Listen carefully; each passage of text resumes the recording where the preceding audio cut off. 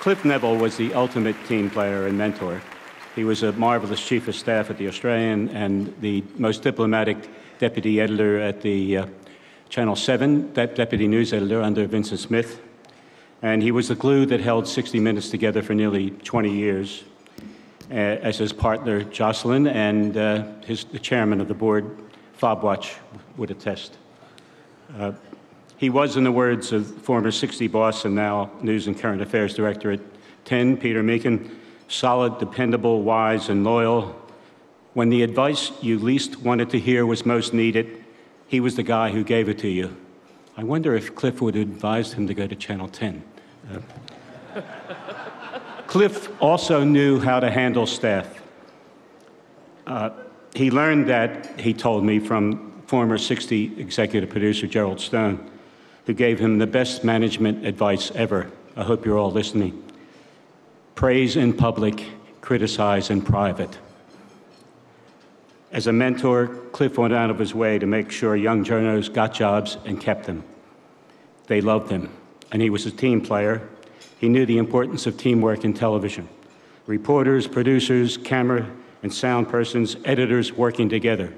And nobody, I mean nobody, helped people work together better than Cliff Neville.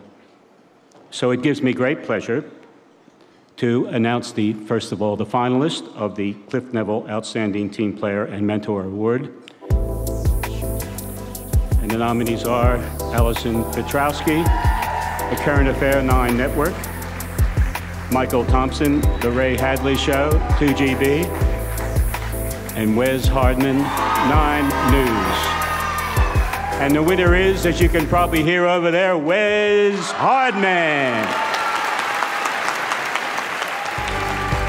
Wes Hardman is one of those old-fashioned journalists, a self-deprecating wordsmith with 1,000 stories about the good old days.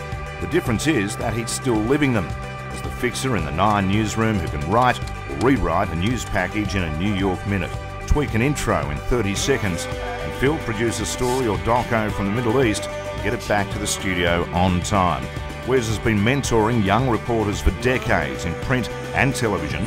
In the words of veteran reporter Damien Ryan, a rare gem, generous with his time and extraordinary talent. You've got to soldier. Well, I happen to be getting this from one of the dear friends of mine in journalism, a guy who's actually taught me a hell of a lot. And I suppose if Tom and I had our way, we'd put the tired old tarts of journalism down this side and the brand new, young up-and-coming tarts up that side. And where the hell would they put us? But, you know, in terms of, you know, being around the business for a long time and having worked with this guy, geez, we had his 50th birthday. We were together in South Africa doing the election. And I see people here tonight, like Hugh Riminton I've worked with, and God knows, you know, going back. But I remember Mark Burrows, a colleague of mine, once saying at a boozy sort of after dinner, after a bit of a trip away, these are the good old days, you know, and that was quite a long time ago. And I realised that for everybody, young incomers into the business, there will be the good old days and now, you know, so make the most of it, you know, despite all the changes that you're going through in the industry. It's a fantastic place to work, and you know, you'll be looking back going, these are your good old days, so it won't be long before you're saying it either.